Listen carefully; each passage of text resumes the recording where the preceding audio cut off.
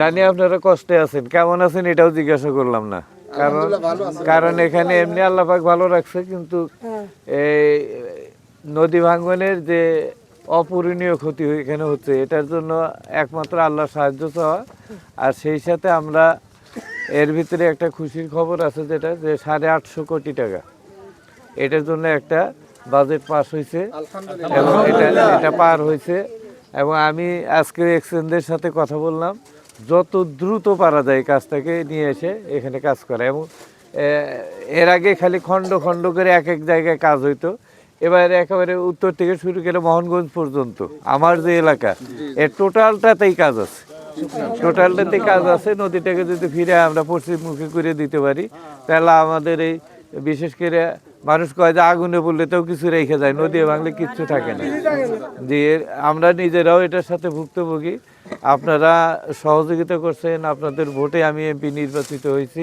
এখনো একটা মাসও হয় নাই কিন্তু আমার, বুঝলেন, আমার বয়স কিন্তু একটা মাসও হয় নাই।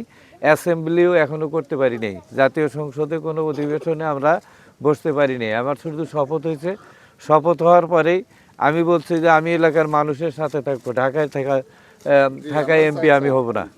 আমি এটা বলছি যে, এবং সার্বক্ষণিক আপনাদের সাথে মিশে, আপনাদের সাথে সকল সমস্যাগুলো, যে সকল ইয়াগুলোকে নিজে হাতে এগুলোকে চেষ্টা করতেছি নিরসন করার জন্য।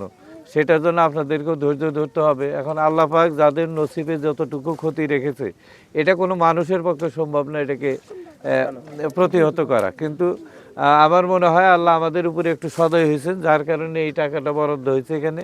এই টাকাটা দোয়া করবেন সবাই, যেন আমরা শেষ পর্যন্ত এই টাকাটা অব্যাহত রেখে এই এলাকায় কাজ করতে পারি আমরা।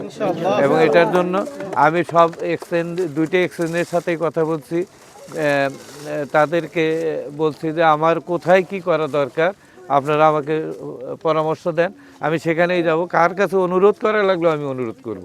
আমার এলাকার মানুষের জন্য যদি আমাকে কোথাও ছোট হইতে হয়, আমি ছোট হইতেও রাজি আছি। তারপরে সবাই আশ্বাস দিচ্ছেন আমাকে, এবং তারা এই দ্রুত কাজ করার জন্য, এটাকে পাশ করানোর জন্য একটা চেষ্টা করতেছে। যদি আল্লাহ চাই খুব দ্রুত হয়, আমরা বর্ষার আগেই যদি কাজগুলোকে করতে পারি, তাইলে ক্ষয়ক্ষতির হাত থেকে আমরা রক্ষা পাবো। সবাই দোয়া করবেন এবং চেষ্টা আমরা অব্যাহত রাখবো। সেই সাথে আপনারা মুরব্বী আছেন, আপনারা সবাই আমাকে নির্বাচিত করছেন, যার কারণে আজকে আপনাদের সামনে এসে কথা বলতে পারতেছি, আপনাদের ভালো মন্দের সহযোগিতা করতে পারতেছি। দোয়া করবেন যেন আপনাদের পাশেই থাকতে পারি।